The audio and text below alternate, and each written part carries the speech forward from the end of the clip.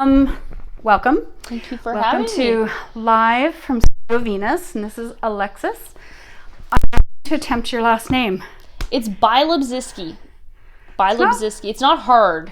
It's not. When I was trying to say it, though, I got like the 3 syllables. And it is hard because you know what? I shouldn't say it's not hard. I try pronounce other people's last names, and I just do a horrible job. Really? But because I've been like, a Bialobzyski through 2 marriages now. Yeah. And since I was, a youngin' and couldn't even spell, I was like, I know how to spell my last name, so I should be good. And there are, because there's a lot of letters in your There's last a lot. name. There's the Z, the Y. W? No W. No W. Dang Okay. it. You got me there. It's good that I did not intend. So welcome. So you and I just skimmed in art school because the year I started was the year you graduated. Right. So I knew who you were because you guys, it's always... We were the Grand you were the Prairie, rock stars. Well, the Grand Prairie contingent. Yeah. There was like the Grand Prairie contingent. There was like the Red Deer contingent and like the out east, we call them like the Ontario contingent. There weren't any Lethbridge contingents? There was a couple, but they were not really shy. They were like, But yeah, we met a lot of good people from Lethbridge. There's been so many great people that have gone through our Lethbridge University. We're so lucky to have some professors from away and that sort of thing that brought a real interesting bend to how we see art. Yeah, Lethbridge definitely. Well, when you came from up north, it felt like we were coming to the big city. Number one, you had sushi. Yeah. We never had sushi before. And coming to an art school, but not only that, but downtown there was like an art gallery. Yeah. You really felt like, I'm here for art. And it is a very arty, I call it an arty town, but it's a city. Mm-hmm. It's been growing consistently since I came in 2000. Well, we're up to 100. 2001, actually. 100,000 now. So I think that's like 20,000 more people than when I came in 2001. Yeah. No, I think even more. When I came, well, this is probably not interesting to When I came in the 80s, no, I think it was like 83 or 84 when I came. You were like the Samantha coming off the bus on Sex and the City with your like crazy hair and like, when I showed up, I just dropped myself downtown. Hey? I don't know. I came in grade 11. Oh, you're probably pretty cool. It was huge. 11. I came from Lacombe. Oh, so yes. it was like big city to me too. I was like, sweet, no one knows me in the school. A little less hick, maybe. Oh, yeah. But we're hick in lots of ways. Don't tell anybody. We still have the hick going on. Yeah. But you came. Lots of hick. So, and then did you all go to Winnipeg? Or where'd you guys go? No, I went with Garth Hardy at the time to Winnipeg. And Aaron and Darcy stayed here. Okay. Kristen, who was from Lethbridge, Bjornerud, she actually moved out east as well. Where did she go? She went to Halifax. We kind of hung out. Winnipeg's another amazing city for art. Yeah, for artist collectives. You probably know all about that. I do, That's for your, that was my research. Butter. Yeah. Did you spend a lot of time in Winnipeg? Well, and see, I'm from, all my family is in Winnipeg. So that was great anyways. Winnipeg too. But yeah, we did and interviewed 3 different collectives in Winnipeg itself. Which ones? I knew you were going to say that. Oh, I'm sorry. I shouldn't ask too many questions. I'm the one being interviewed. Yeah, exactly. Let's turn that shit around. There's lots. And all in the Exchange District and all these amazing buildings. One burnt down though where Shauna and Lori, like Shauna Dempsey and Lori Milan, it was this beautiful brick building. I have no idea how a brick building burnt down, but it to the ground apparently. So electrical, it's old too. And I can't imagine because I'd had all of their stuff. All their stuff. Yeah. It was like when I went up there, it was just like looking, in the catalog, I saw this and that. It was so amazing to be in a space of all these like art stars. Well, you look at the art on the wall, but almost the wall is just as interesting. Oh, it's totally. This beautiful old brick building that's got a lot of character. Oh, yeah. It had so much character. Yeah. So I went to Winnipeg twice, actually. Did you? Yeah. Why? I thought it was romantic. Okay, this has to be like the first person to ever say, I went to Winnipeg because I thought it was romantic. Well, I remember that needs to be a t-shirt. Yeah, maybe. Or just the fact that there was something so romantic about, sorry. It's like the artist, like, you know, the dreary weather, you know, the big coats. Oh, yeah. Crying yourself to sleep every night, you know, drinking too much coffee. You were young then, weren't you? I think I was. Yeah. That was the first time. And then the second time when I went with Garth, he actually went after we both graduated from University of Lethbridge. He graduated with his multidisciplinary degree in art, and then he went to U of M. He got accepted for music, like composing. His master's in composing. So, I mean, and I had family there. Right. It was the second time. I kind of knew, like, when you're young, you kind of want to go places where you feel like you know people enough. Yeah. And there was a bit of an art scene. It was still the prairies. It wasn't too far from home. Yeah.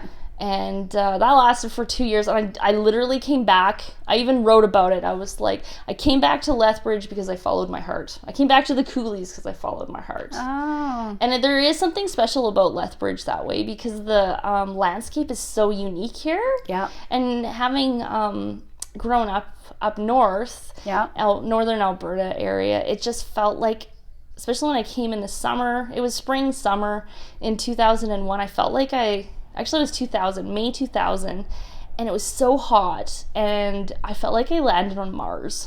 There's, like, no trees, a lot of coolies. I thought, what a weird, cool place. And, you know, pretty impressionable. Well, because when you drove in, like, that's what happened the very first time I came to Lethbridge. You kind of drive into this sort of these coolie things that you've never seen before. Well, anything south of Calgary was kind of like, oh, I've never been out here before, you know? I spent a lot of time in Calgary when I was a kid. I had grandparents there, but Lethbridge is unique. It's got its own little spin. I find it interesting because you are from up north. When you were coming west, you were coming to Lethbridge. So Lethbridge had your heart. Well, and also a lot, we call it the contingencies, like the contingency from Lethbridge, or from Grand Prairie and from Red Deer and out east, because the colleges we all went to had this, negotiation, this agreement that our 2 years spent in college could directly be, applied transferred, to our, just a transfer program. Yeah. And it was funny, in our last year, a lot of us graduating with our fine arts degree were 1 credit short, and we didn't find that out until, like, last semester. And we all had to pick up, like, I don't know what we're going to do. What did you do? I did independent study. Independent study with Kyle Granzo. Oh, there you go. Yeah, he put up with me for a little bit there. We were just talking with Auntie Davies and talked about Carl Granzo. Oh, yes, because he dedicated his work down here at Galt Gardens to him. So. Yeah, he probably, because I think he helped him with it a lot. Like, it's a big endeavor to, like, engineer the cost. Oh, totally. Yeah. I think, it was a real learning curve. He was lucky to have, lucky to have Good Carl. for him. And that's what happens. And especially we're sort of small enough and big enough that you do get where we have friends and colleagues that are helping, that want the best for you. A little bit of a family there. Yeah. I know I've experienced that recently. I feel like my art family has come to bat for me in lots of ways. Even people who, you don't really talk to them, or you might see them at, like, it's been forever since an art opening, but it's always a little awkward, or you're like, hey, how's it going? Or what are you doing with your life? Nothing, Yeah. And we're all connected because we do care about art in some way, shape, or form. That's, that's just our authentic selves. Yeah. Yeah. And it's something that we all share. We're from different places. Yeah, Lethbridge is a real conglomerate of that. Yeah. And I hate to say it, but I've had lots of opportunities to leave and with jobs elsewhere. I do come back here. Yeah. And it's because my husband really does love it, but I love it too. He's just shown me how much I loved it. Yeah. Yeah, that's interesting. And I think a lot of it too is you kind of give into it after a while. The weather is great. Yeah, really. Like the weather, although it's windy, and it's been horribly windy this spring. Last few days. Oh yeah. Or just like the last month. Well, yeah. I've been here for a while. It's like, damn, that's bad. And my windows are so gross. Oh yeah. Oh. I don't even want to talk about it. Don't even go, man. Yeah. It's just disgusting. Mine's not because of the wind. But and being like just diagnosed with MS recently, really sunshine is a real important factor in like my everyday kind of like, hey, try to get as much sun as you can. Right. It's like, that is good that I live here. One of the sunniest places in Canada. Yeah. Although people are saying too, like, not to get away from the art, there's other issues down south that they're wondering if it's environmental, like with food we eat, with the agriculture, that kind of like it's all up in the air. But I'm very thankful to be in a very sunny place, because other than being on the coast out west, or there's not too many places with such lovely weather. No, we're lucky for that. And I don't know, and it is great to have all the different arts that we have going on here. You were talking about you taking up writing again and getting into that. We have a big community here of writers. I know. It's almost like daunting, because it's like, oh, yeah, I should get on that, You should get on that. Boy, next time we can perform. Yeah, I feel like I'm ready for that. Yeah? Yeah. Well, let me know for sure. I'll be there. Okay. Yeah. I probably won't read my own stuff, but oh, you should. I'll be there to champion you on. So what do you write? Well, I write poetry that I actually have been writing since I was a child, and I'd keep books, and these books were like I would name them. I would buy, a journal and, give it a title. It would become sort of like a daily, kind of like when we were talking before we started here, just even about Instagram, like you do it every day, you have something to show for it, even if it's not good, whatever, you throw it in there. Yeah. And I would do some drawing, some collage, but mainly it was poetry. And poetry and based on just sort of this, I guess your just experience of just experiencing things that are happening around you. Yeah. And almost like what I feel my paintings would do is collaging different aspects and trying to put it in some sort of format that kind of makes sense, that you can read into, but not necessarily totally clear. I don't know. So you kind of get lost within the words. I love the words. I do too, and I don't mind getting lost in them without knowing exactly why. Sometimes you just have to let it's sort of like you can't sit down and be like, I'm gonna write a poem about a dog. No, well, you can, but I know, but I can't really do that. It sort of comes to you, and usually you get inspired by. I usually get inspired by something in nature, something that happens that feels very.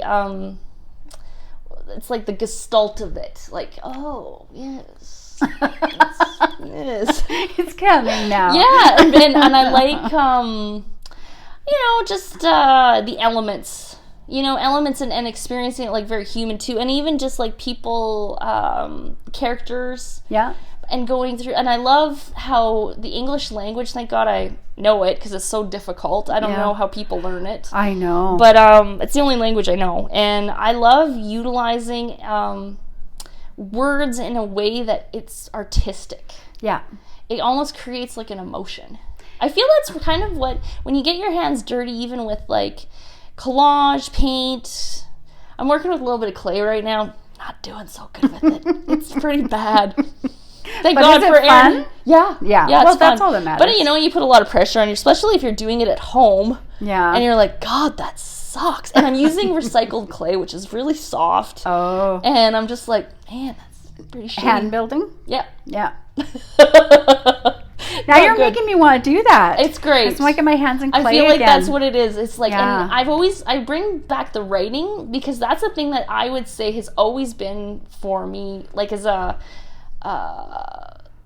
something that I can measure my art by. Huh. I always drew.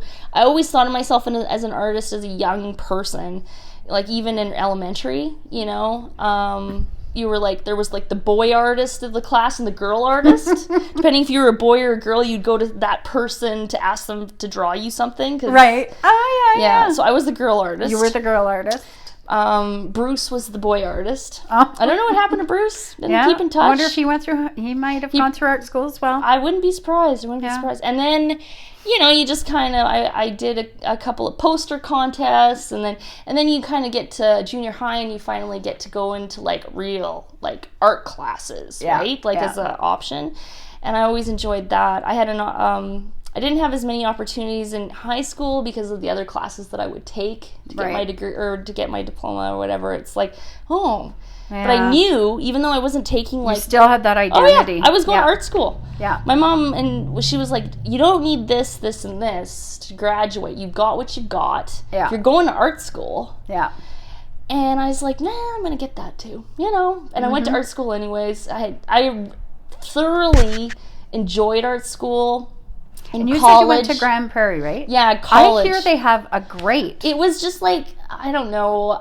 I was 20 something, like I was pretty young, and also just like I just felt so free, and I had some really good instructors. It was also a college. You're learning a lot of like your skill-based art practice and stuff, but I had good teachers, even from the get-go. And so moving down here and also coming with the contingency, it felt like a family. It felt like continuing that. And what made Lethbridge exciting is the fact that, there was the SEG downtown, there were different opportunities. It's really hard after you graduate with the degree, and you probably know this, like, damn, what do I do with that? And I heard that. I had lots of support, I can't complain about that, but a lot of people were like, okay, so she's going to art school. Yeah. And nowadays is that considered a frivolous, almost, what's the word? Well, you could say that any education's frivolous, really. Yeah, I know, but people like, art school, like a real liberal education, so glad I did it. Thank God. Me too. And like, not only that, I mean, I paid for it for sure, but it's like, that was such a precious time. It was a precious time, and to me, it opens up other times in my life when I need it. I mean, you were just talking about with being diagnosed with MS and then getting into reading again. Like, that's going to be an art that is going to, you're going to be able to work through a lot of stuff or whatever. When you're like, and I'm lucky because I have the relapsing remitting type, they assume like I'll know more. I just got diagnosed in October of 2020. And so it's pretty new, but I mean, there was a time there where I was like, holy shit, I can't hold a pencil. Yeah. Oh, this is not good. Because it's your identity your whole life. Well, you're just kind of like, wow, I really should have wrote that. I really should have painted that. What the hell am I doing with my life? You know what I mean? Really? Yeah, you're just kind of like, wow, okay, that sucks, because if you can't, you always think, I'm going to do this, I'm going to do that.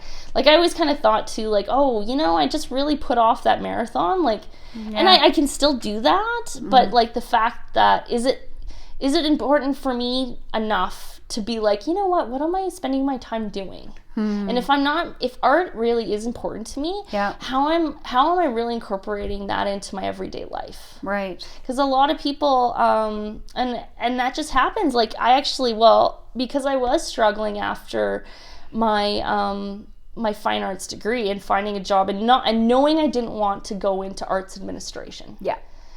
And just trying to find yourself. Like, I didn't know what I wanted to be when I grew up, but I knew I loved art. Yeah.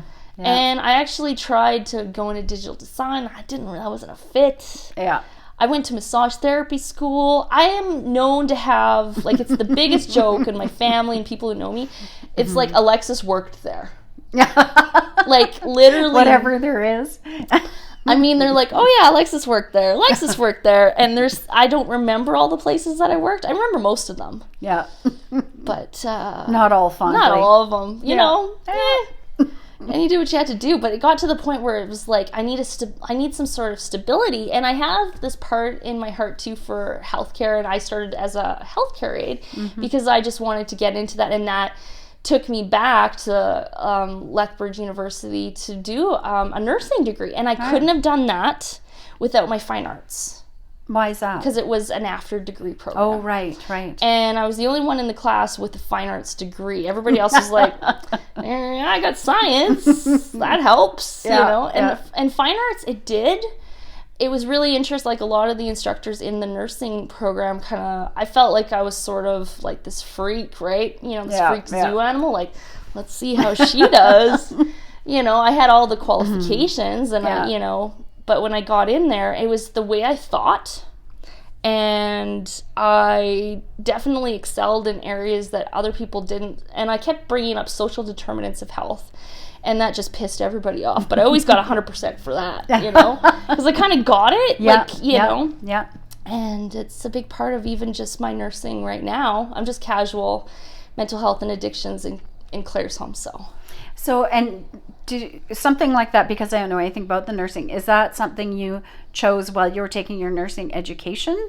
Or is it like you can do needles and everything, but you chose that part of it? No, I didn't. It's just like everything else. that's where I am right now. But I started in long-term care palliative. Then I did a little bit of subacute. I was never really in the hospital setting, in an acute setting, but I did, St. Mike's, and then I went and did a maternity leave at Bigelow Fowler Clinic, and I was there both in the West and the South. And then I did a little bit of, I had a girlfriend up north. That's kind of what started getting me kind of sniffing back, going back up north, because Grand Prairie needed some instructors for LPNs. Oh. And on the surgical unit, and I had qualifications and I could do that. So I did that for a little bit, just contract. And then I was like having a hard time just finding my niche here in the city. Right. And, that happens a lot too when you're a new nurse and you haven't really picked your site or your specialty. And, I had so many different things going on. I really did like home care. So I went into home care. And I moved up to Lacrete and High Level and did home care in the rural areas there. Right. And I was trying to get back down, still had a husband here and a house and and I moved to Edmonton for a little bit and did home care in the Northeast. And then when there was a position at the hospital, a transition coordinator, they just needed somebody.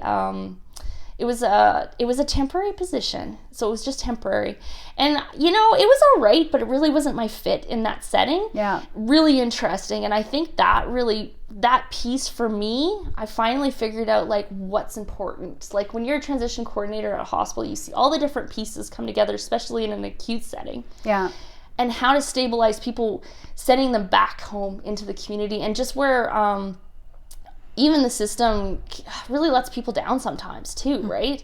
And I always, even going through school, I freaking loved addictions and mental health. Yeah. And that's a specialty area. You kind of have to pick it. You could be like, well, okay, And I did take a position out at Claire's home just after the transition coordinator, and I really liked it.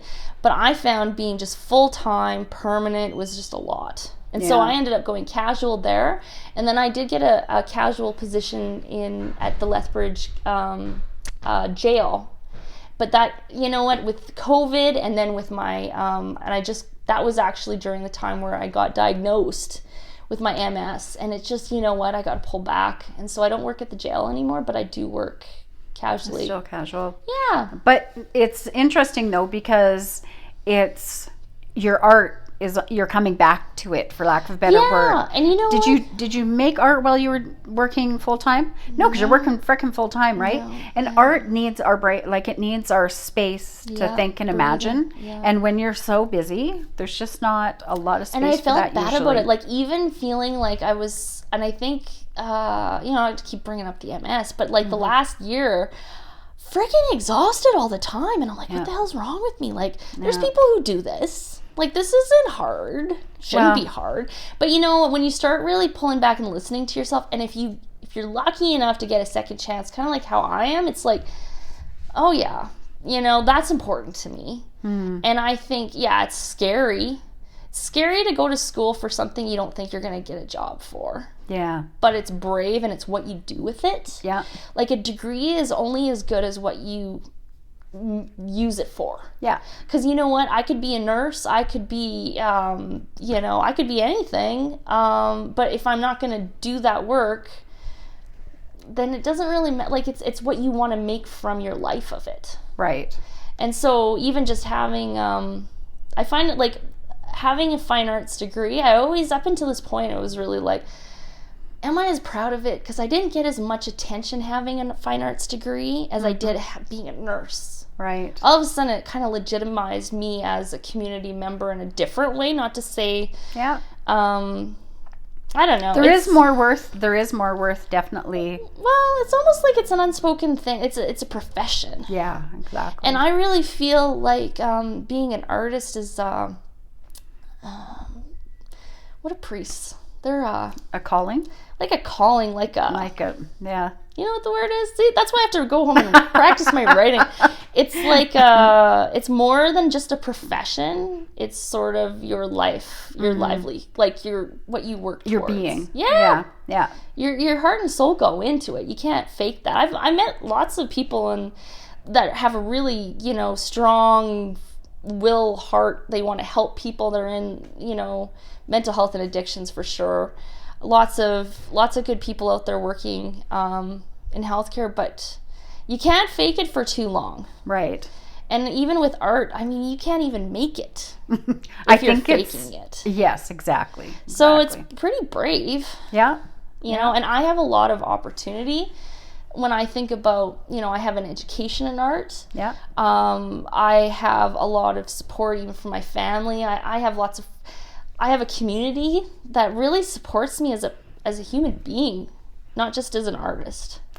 When you were diagnosed, and you say like right away, when all of a sudden, or not even diagnosed, but when things weren't working, yeah, and you were almost afraid you weren't going to be able to make anything, were there things exactly you wanted to make, or were they? I just thought about. Sorry, I'm like, sorry. No, it's okay. I just thought about like how important it was just to really make sure you're using your every day just till it's full. Yeah. Because I mean, like, I'm doing fine now. Yeah. But oh my God, like, anything can happen at any time. Yeah. I know people when they see me and they haven't seen me for a bit, and COVID's been kind of to blame for that as well. But it's like, oh shit, she looks pretty good. She's up around, you know, and I have a lot of energy, so I'm always like, yeah, I'm doing okay. You know, I'm doing all right.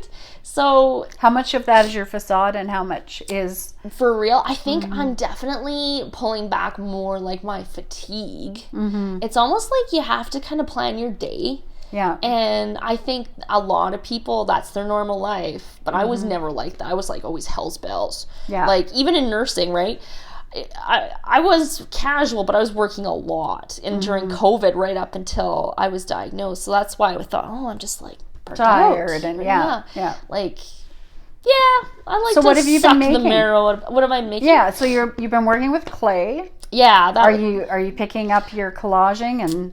I'm starting to collect things. So that's what happens is you start to like, you need to collect your nest of crap that you can throw on stuff. Good, because I'm just collecting. Maybe we can do it together one time, because that's what I'm doing is collecting, but I've never done collage before. Oh. I have this wonderful inspiration here. I'm looking at all your stuff and I feel like well, this is Rick's. Wow. This one. Oh, okay. This is Rick Gillis's, yeah. Yeah. I bought that from him. But anyway, like, you so that's a literally, lovely... like, and that's actually, when I was a kid, everything to me, it was noticing the little things. Like, you go out for a walk, you know, when you're a kid and you don't have many outlets in a northern Albertan town, you make your own fun. Your imagination is what takes you on your road trips downtown for a cup of coffee, and you might find a piece of crap on the ground, you stick it in your book, and it's like, oh, that's the coolest. Yeah. You write about, you know, some guy on the bus that you think's really weird, or, you know, that's like, ooh, you know? Yeah. And I think I've like coming back to what's important to me in art, and even living in Lethbridge, is like, it's not where you go, it's what you make of it. Yeah, absolutely. And when I realized coming back, and even just being recently diagnosed, is just how important it is to recognize all the little things that are important. It's not like, oh, I'm going to move here, I'm going to get that job, I'm going to make that amount of money. Like, it's never going to be enough. It's what you're doing right now. Yeah. You know? Especially because, like you say, tomorrow isn't promised, right? Yeah. And so when you all of a sudden sort of, my mom, both of her parents died when she was young. So we grew up without grandparents. And so she didn't think she'd live maybe past 40. She just, because her parents died so young, and so she would always say, like, you know, tomorrow's not promised. Like, you have to do what you have to do. I mean, now she's 70, going to be 74, and then, you know, done all kinds of things. But she always did live each day. And we were always like, I love you. It was always like making sure we were all in tune with each other. And, you know, that was a big thing that she did because she dealt with loss at a young age. And I think it's something that, unfortunately, sometimes people never, ever learn that lesson. Well, or they learn it too late. And I know working in palliative care, I was like, yeah. People, I was going to ask you about that. I really, truly believe people live or die like they live. So, you know, there's really tough people out there. It takes, you know, a toll on the family, on, like, I don't know. That's just my personal, like, what I think. It's not, you know, base it on anything. But, like, I think, too, from a young age, even when I graduated high school, I really knew that I wanted to find something that couldn't really be defined easy, but had meaning. And I think art really is like, that was an easy avenue for me to go, but there's definitely that avenue in healthcare, because you really, with the right attitude, with the right person, you really, it's not always about having the best skills. You need to always have that part that's, you know, your knowledge and your skills, but your attitude and that openness to knowing that it's a privilege to be part of that. Yeah. Because you know what? You start to identify yourself and understand yourself through what other people go through too. Because it's not, you can't, I don't know, nursing's a weird thing. There is an art to nursing. And I know even going to, nursing school here in Lethbridge, you know, it was a really intense time, because you try to learn that in like your 2 years, 2.5 or whatever with my after degree, all because I took just all nursing at that time, so I got the degree in that time. But it was like, how do you teach someone that? You have to experience that. And I think that's why I went to all these different and even why I had all these different jobs. Yeah. And just, you know, but when I come back to it, art is really what can take all of this, and if I figure out you know, how to put it either in a poem, in a painting, in a book, in a you know, installation, you can make sense of it. Yeah. It's like collage, but you know, it's like you say, I could sit here and talk about it. It's what I'm gonna do with it, you know? Well, it is, and sometimes it isn't. Like, sometimes I think talking about a piece and even knowing that it needs to be made is just as good as that's where I'm really making at, it, because now I don't have the numbness and tingling. I'm doing better physically, and now I'm pulling back from my positions that enough to say, like, I didn't get a shift this week. Well, what else am I going to be doing? You know what I mean? So it's giving me that freedom to finally say, I need to go back to doing Sometimes art. freedom's hard, though. So do you feel like that? Do you feel like you're ready to jump into making something, or do you feel yourself holding back? Because I think I was for a month or two, just kind of scared, because I'm kind of a perfectionist too. If you looked at my art, you'd be like, she's not a perfectionist. I don't know, that's kind of crappy. But, we all have our aesthetic. But like, you know, that feeling of being in uncharted waters and not sure where it's going to end up, or be like, so I wrote this, now what? Where do I publish it? Like, should I self-publish it? Like, I don't really know what to do. Yeah. It's kind of shitty. I don't know. You know what I mean? Like, so you're just kind of like, I don't know. I think, and you know, when you have MS, but not always. I mean, people have MS and everybody lives a different life. This is just everybody experiences it differently. I just feel like, well, you know, I mean, if I have another relapse and I can't do anything, like, do it now. You know? And I think too, today's a good day. You know, today's a good day to do that. And you always feel better when you do something, even if it's just, I think there really is the importance of, like, even, you know, you have a beautiful studio space, having an art practice, making it legit to yourself, saying, even if I'm just going to do it, you know, 15, 20 minutes a day. It's just like exercise and diet. And you need to make it part of your life, your everyday life, your practice. Because those are the things that you're going to, that's what's going to shape your life. And that's what you're going to have something to show for it. Like, when you're dead, you know, even your body itself, you know what I mean? It's like, well, that's how you lived your life. That shows how you lived it to a certain degree. I mean, we don't always have control over things. But even in our art practice, I mean, you might not have control if you're, you know, you're the medium for your creative powers or whatever. I really believe in that. Like, I don't know where some of this crap comes about from. Which? Just like when you're like, I'll be sitting there and I'll be like, oh crap, I gotta write that down. Like, whoa. Where did that come from? So it is feeling like it's just coming. And you better have a pen handy. I would try to remember stuff, or actually I get a lot when I'm just driving, either to and from work, or just because it's kind of that zone, right? And that's dangerous if you're writing on a sticky note and driving, you know what I mean? That's not good. That's not good. Nobody you don't do that. Yeah, that's not something you've ever done. Right. No. No. So I use a dictaphone now. Yeah. You learn lots of things that way too. Yeah. Yeah. Has your writing changed since almost this? I think I actually was the most tapped in when I was in Winnipeg. Yeah. The first, even the second time. And I think I wrote a little bit when I was maybe about 4 years ago, and I lost a lot of that. That was pretty good. I was really proud of it. Yeah. I don't think so. I think it's just... It's just that... you got to keep doing it. Yeah. It's just like when you draw, it takes a while to get back into that. It does. Yeah, absolutely. That's why they call it practice. Yeah. Yeah. So I was looking at some of like your paintings, and I noticed the eyes in all of them. Yep, I think you're right. I think I like the eyeballs. Yeah, and I like your eyeballs. Oh, yeah. So you do have lovely peepers. Yes. I mean, they were huge. Yeah. When I was a kid, they called me Bug. I grew into my eyeballs, actually.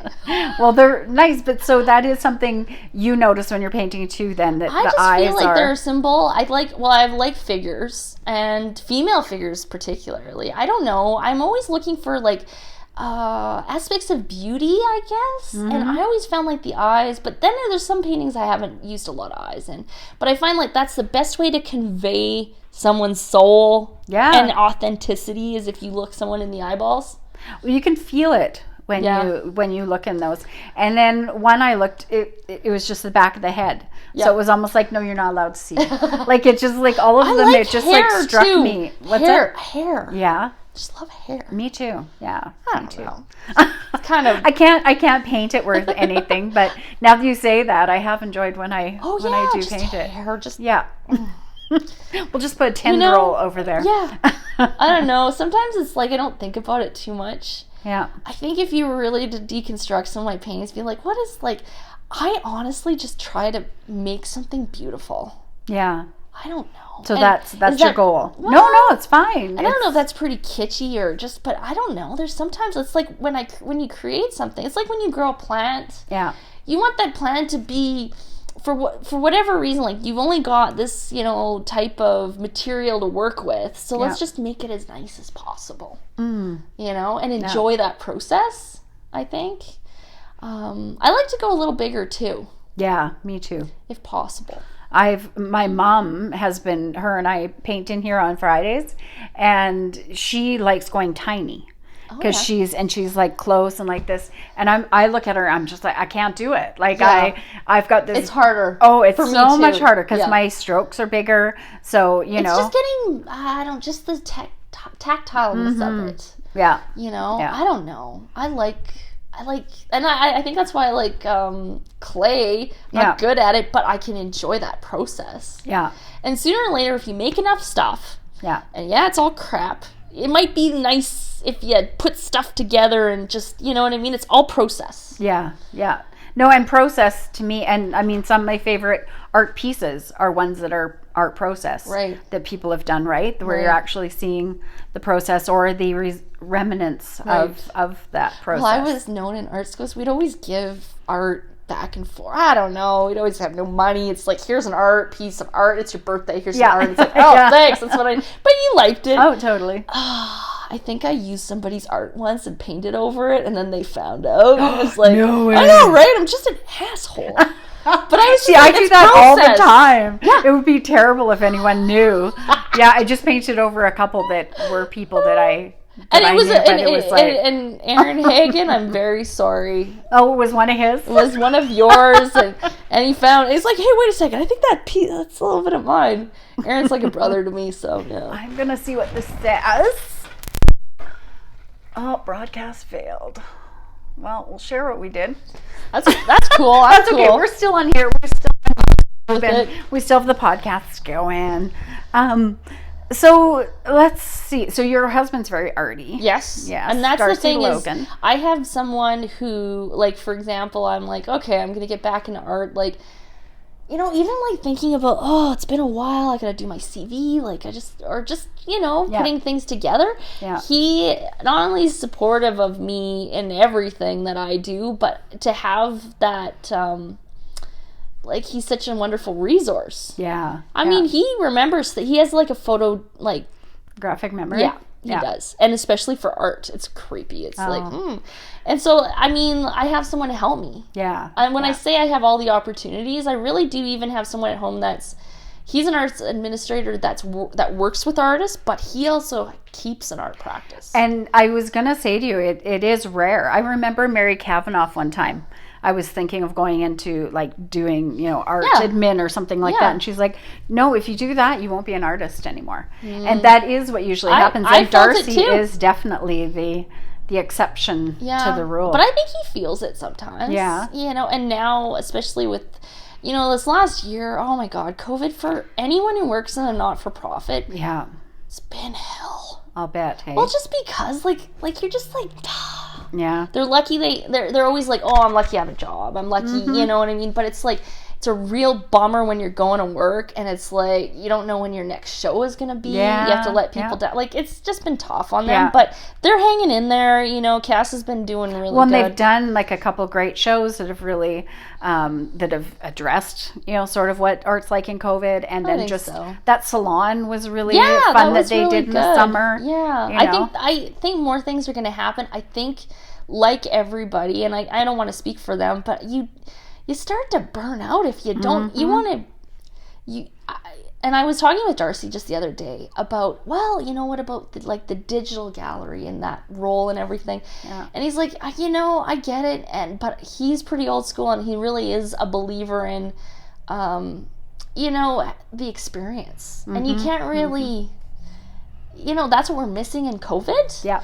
And I think maybe life will change a little bit, but hard to say, Well, it's even making a point to go see art. Most of us aren't like that, right? Well, what's funny is I bet you now I'll be going to a lot more art openings when it opens up. Yeah. Because it's just like with my MS, it's like you take these things for granted. Yeah.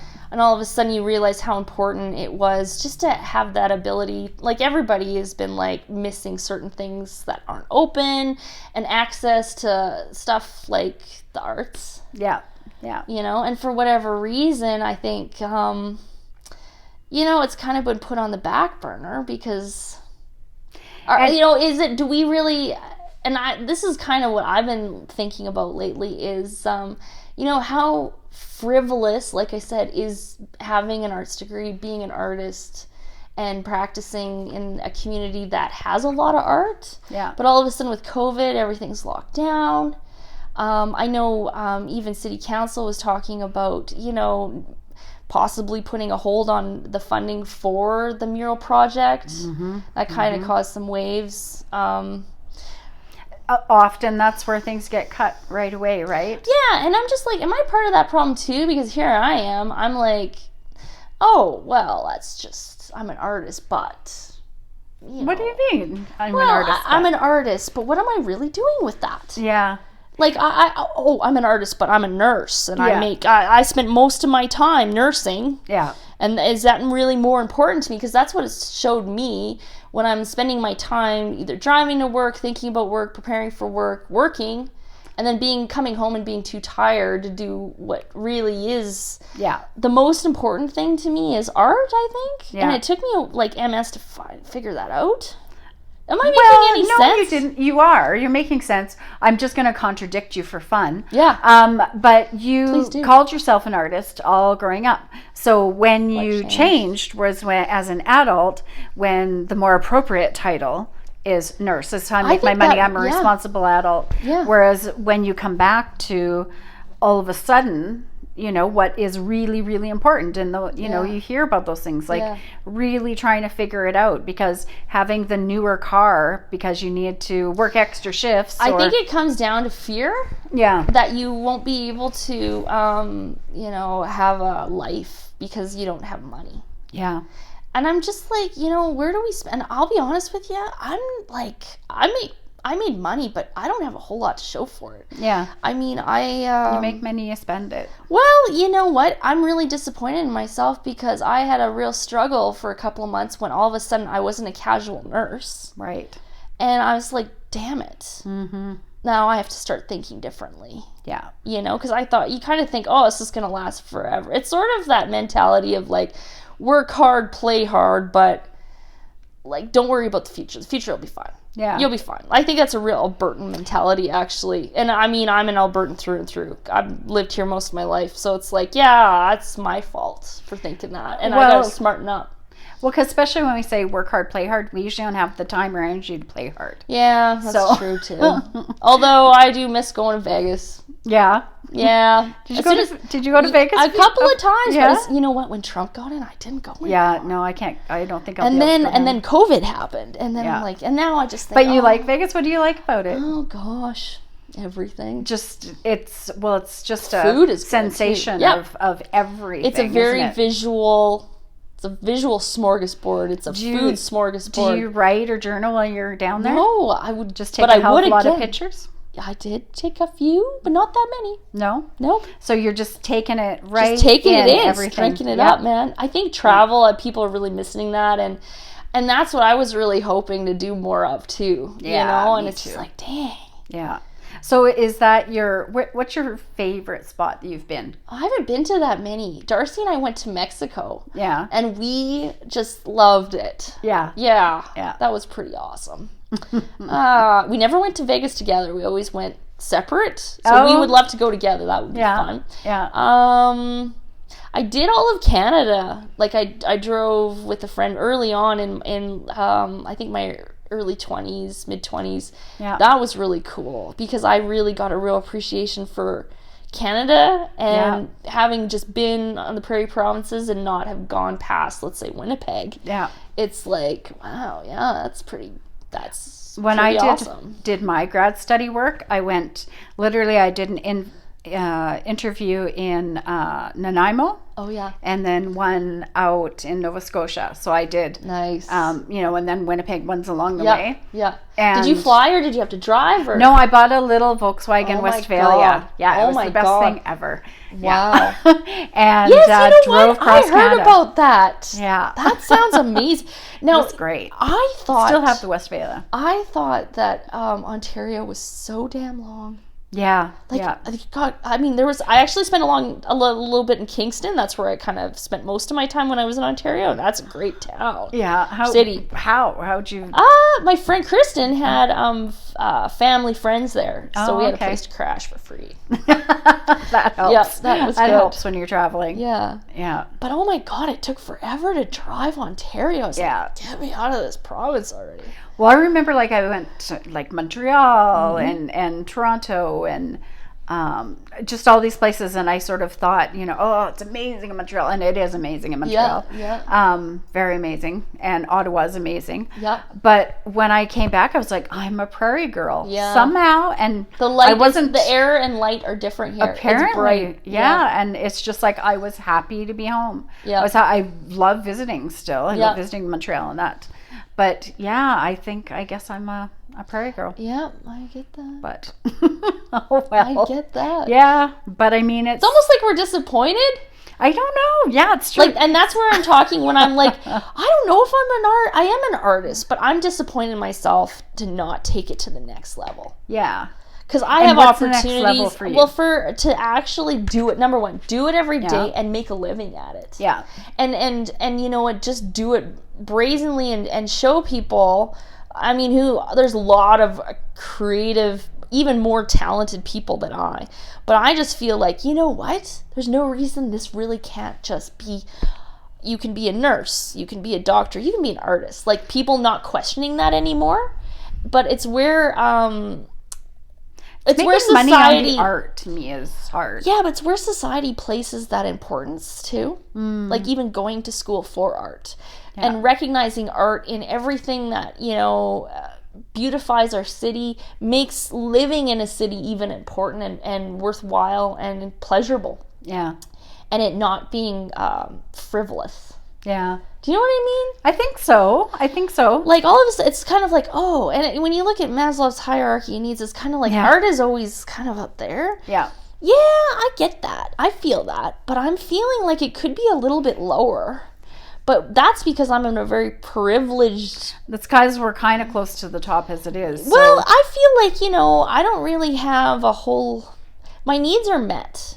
Yeah. To a basic, like, I don't know, maybe maybe I'm not ambitious enough, but I feel like as long as I have a safe place to live, mm-hmm. and I have lots of room, I live in a house that mm-hmm. in itself is awesome. Yeah. And I do have a vehicle. Yeah, it's a little beaner, and it's like almost paid off, but it's just like, wow, that's great. Yeah. And having, you know, the social connections, some really good social supports, I don't know. Like, I mean, maybe if my life is good enough, I can do better things with it. Yeah. And do things that aren't necessarily just going to feed my bank account and feed my ego, but actually do something that's takes a little more risk. What to you is success then? Because that's it's not totally it. In art, what is success? So because money isn't really, is it? So is success? You're not going to always have it. Things? Like, that's for sure. Is it exhibiting more? I think it's all of it. Yeah. Yeah. And I think too, it's not necessarily doing it for any other reason than the authentic. Like, you've got to be authentic. The authenticity of yourself comes through in your art, and if mm-hmm. you're doing that on a pretty daily basis, that's an amazing feat in itself. I think that's success. Right. If you're your authentic self. And there's lots of people who aren't artists who are their authentic selves every mm-hmm. day. And to do that every day and just to feel unbridled by, like, you know, we're all struggling to find a piece of ourselves again, I think, especially with COVID. Yeah. And so I feel like for me, art is a big part of that because it's always been there. It's never gone away. But it's recognizing the importance of it for me again. Yeah. So...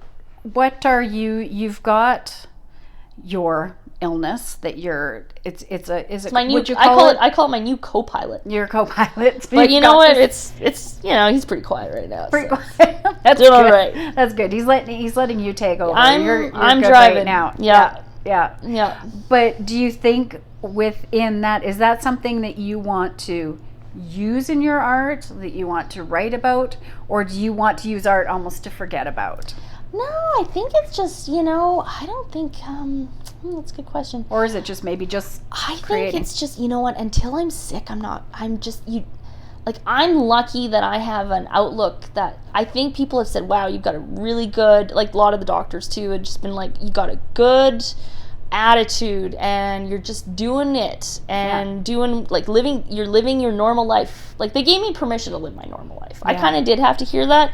First I was like, oh my god, I gotta eat this kind of, like, I was like, oh I don't know if I can keep this up. And I do have to change things for sure, but to live an authentic life means to live who you are every mm-hmm. day. And if I have MS, or let's say if I have anything else like diabetes, or if I have a heart condition, or if I lose a leg, or have to all of a sudden use crutches or something, you know what I mean? I don't mm-hmm. think that's going to stop how I do my art, as long as I can still do it. Right. Physically. Like, everybody needs to feel well to produce something. Yeah. Because I think you can't even write if you feel so ill. It's really hard. I mean, people who are chronically ill and having to, you know, make something, even write or take care of themselves by, like, you know, getting on the phone with, you know, well, and the God, like, there's lots you need to do to just take care of yourself that takes energy. Yeah. So hopefully we can get people feeling positive enough and feeling well enough that they can just live an authentic life, even if it's not at, like, this level. Yeah. Like, for me, I'm probably, like, I don't know. Well, I measure myself, but it's not fair. I just, like, I gotta chill out, take it easy. You do. Yeah. I have to make sure I'm in bed at a certain time. Yeah. That's just me. And, you know, I do push myself because I want to do something. Yeah, I think we do need to push ourselves a little bit. Yeah. But it sounds like you are someone who probably needs to be told, chill out. Chill out. Just, you know, you're okay to chill out. Yeah. But I really like projects. Yeah. I think that if I'm not busy in some way, like, that's probably part of doing art again, is if I'm not able to work like how I was, I have to take more time off. It's just like, I gotta do something. Art you can do on the phone too, right? And so even if you get to phone art, tell me more. Well, there's so many things you can do. You can layer your photos. You can So what I mean photos. is you can. I thought you said phone. Oh, phone. Like I did phone like art. on your phone. Oh, right. Yeah. See, I'm so old school. I'm like, bling bling. It's like attached to the wall still. I'm making art. Actually, I remember there was phony. That's right. That was very cool. That was phone art. Robin, that was phone wasn't art. it? I can't remember her name. That was a woman. Yeah. No. She's from it. Oh, I know. I did. I really like that. Yeah, that was cool. That was pretty cool. Yeah. I think Moody's owned the hotel. I think that's anyways, whatever. Doesn't matter. But yeah, it was good. Hey, I can't let you go without talking about Potemkin because you would have been part of that. And I came again at that tail end. You guys were all doing your thing. Well, I think that was important no matter when you came because it was just like, just describe what Potemkin is for people. It was like, okay, well, we didn't really start it. It was already kind of an established, it was students that came out of Lethbridge University with an fine arts degree, and we're like, wow, I gotta do something, like, let's do something with it. It's that attitude of like, we'll show some shows, we'll just put up our art, get other people involved, let's make something cool. Because now we've got a degree, we're still making art, we're not going to just stop. And I think a lot of what our group afterwards came out of university kind of did is we just wanted to revitalize that again. Because it was like, well, these people are going off doing masters now. Like, it's kind of like a continuation of the Lethbridge community university crowd. It was very... But you know what? It was open to everybody. And I think it grew with the projects because we started utilizing whatever spaces... There were exhibitions there. Whatever spaces we could get our hands on. I mean, they loved us. We cleaned it up for free. Put up some... That's probably why I'm fucking sick. Because when I think about that later, I'm like, oh my God. So that gross. Flooring must have been like so asbestos. But it was an old building. And it's beautiful now. Oh yeah, I know. Like it's so nice when we didn't have any money or we didn't know, but we at least got it to a point where someone saw the worth in it. Even afterwards, I'm sure people did all the time, but at least we were utilizing spaces in the downtown core. For even a night, just to kind of get people out and to keep building the arts community. Because you know what, we didn't curate anything. That was awesome. No, it was, because then it was very egalitarian. It wasn't about picking or making a certain show. It was about contributing and participating. And you know what? There's some really great pieces. And I think that's where people really started to feel like they were an artist again. And I needed that too. Like, I need that now. So, who knows what will happen. Well, and there's so many that are still in the city and that didn't create art spaces, right? And that's, I mean, I haven't lived in another city doing my art career, so I don't know what it's like. I just know it's tough. I feel ours is very special because it's tough, I think, wherever you go. We're always carving out these spaces, right? We're always looking for stuff to put up our art and talk about it, and just to feel like you're part of something. And that, like, you do it for you, but you do it just to, I don't know, it's important. You know? And I think that's where I get kind of emotional about it, because I'm like, it is important. It's not about your success or how, all of it. Like, I feel there'll always be a part of my ego that really, like, wants to impress not just myself but my peers, or just do something nice or good and be recognized. But at the same time, it's like, I just know this is in me to do it. And don't waste that. And like you say, because sometimes, and if for some reason writing, it seems to come out of nowhere. It seems to come out like all of a sudden it came in my head and then it flies on the paper. Only with writing that happens. It doesn't happen as much with the visual arts for me. But with writing, that'll happen, where I all of a sudden feel like, just boom, and I feel like it's good writing. You feel like you're going to write today? I don't know. Maybe I will. Maybe You're inspiring me. I like, there's little things that you just take for granted. Like, you got a door right here. People can't see it. What would it be like? I mean, just like you open that door and it's like, because we're on the second floor. We are, Third floor, maybe? I wish you could look outside and go outside. Probably, that would be great. That would be great. If it was a balcony. But, no, and these are spaces. I feel really lucky having this studio space that I have. It is. It's actually, and Darcy and I were talking about that. It's just like, God, he's got a space in the studio. Like, we kind of carved out little places at home, but it's having that community. Yeah. I mean, you make better art in an environment that's conducive to art making with other people around. I agree. It's just like plants. Plants like to live together. They create their own humidity. Yeah. They just generally do better, you know? Yeah. I don't know. We can be in our little pots, but we're still close together. Well, I'm excited what you're going to do with your brand new Instagram. So we'll put it on there. I don't even know. Follow. I don't know how to post things. Okay, we'll figure it out. I'll show you. You just show me how to do it. I'll show you how to do it. it. It's like, okay, it's not like Facebook. No, it's better. I don't know, even hardly go to way Facebook better anymore. Oh yeah, this is just all images. But I just want to I like wanted to paste one of my poems today, and I'm like, I don't know how to fucking do that. Yeah. I'm old school.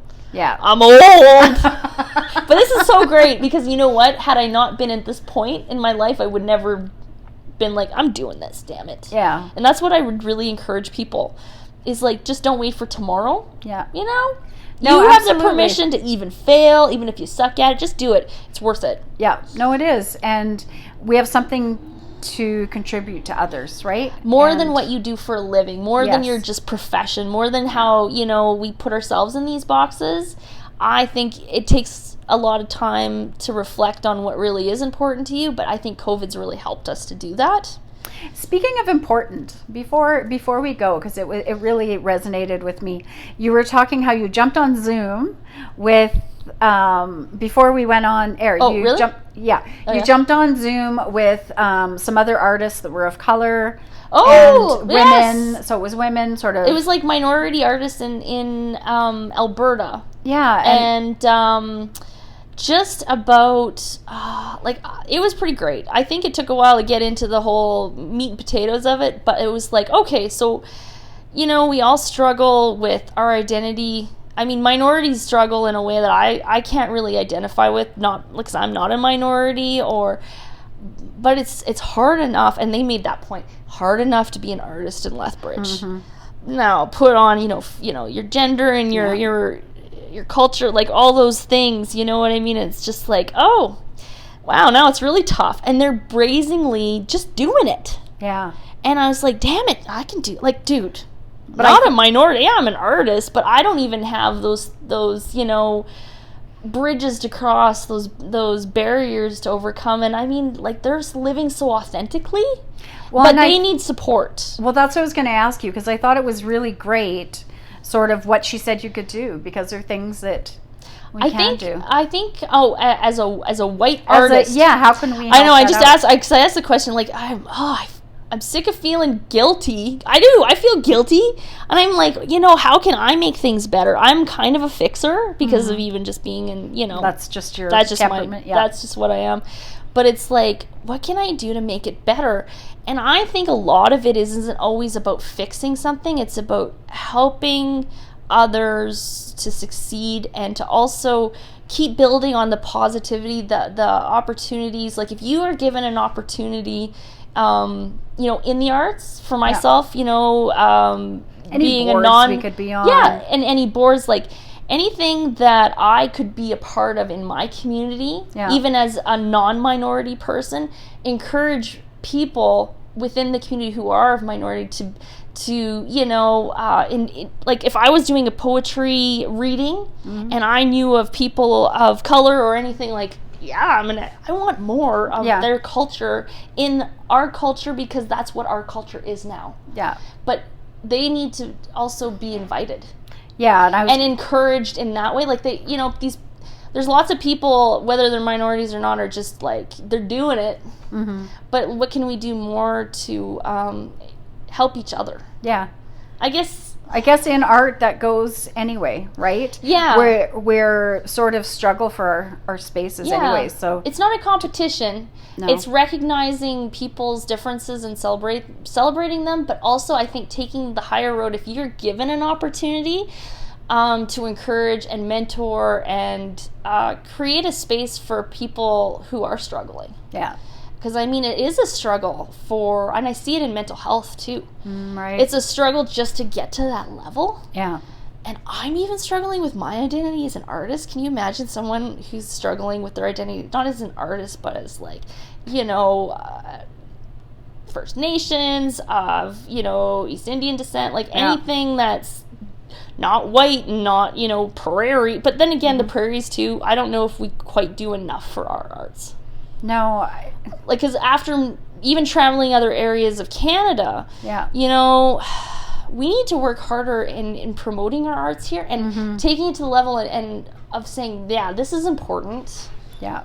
How do we make people feel that? Well, we just keep fighting the good fight, being authentic, I think. Yeah, and making sure that we're encouraging.